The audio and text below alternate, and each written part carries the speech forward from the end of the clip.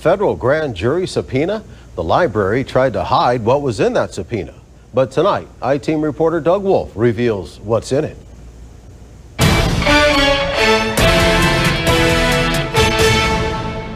In 2017, we reported on how the Atlanta Library was handling a state grant, as well as an attempt by a board member to sell a building he owned to the library. This year, a new development. We were in Logan County doing another story when an individual gave us a file. Inside that file, a copy of a grand jury subpoena. The problem? The subpoena was almost completely redacted.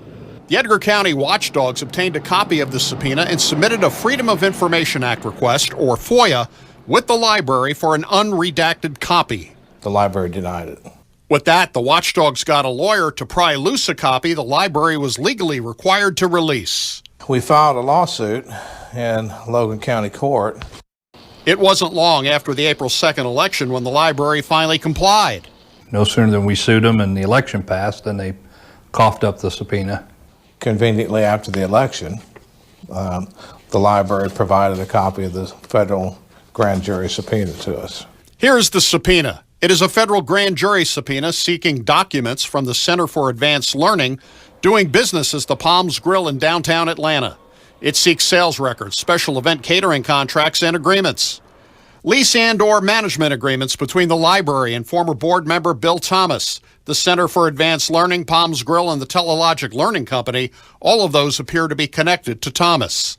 Any and all documents related to the library's acquisition of the Union Hall from former board member Thomas, and records of any payments made to Thomas, the Palms Grill, Center for Advanced Learning, St. Didymus Corporation, and Telelogic Learning. Finally, records from the Atlanta Library treasurer of bills paid and the approved board minutes from October 2017. We messaged Bill Thomas for a comment and did not hear back.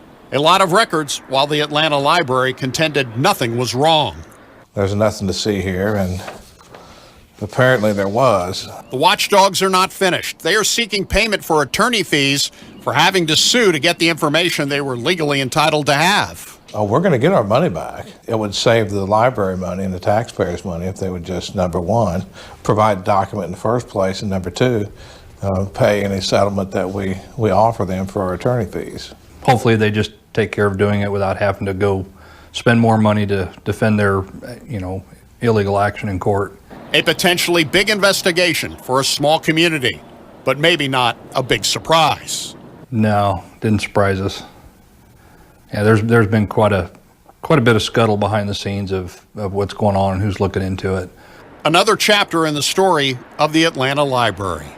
For the I-Team in Atlanta, Doug Wolf, WAND News. Beautifying Decatur.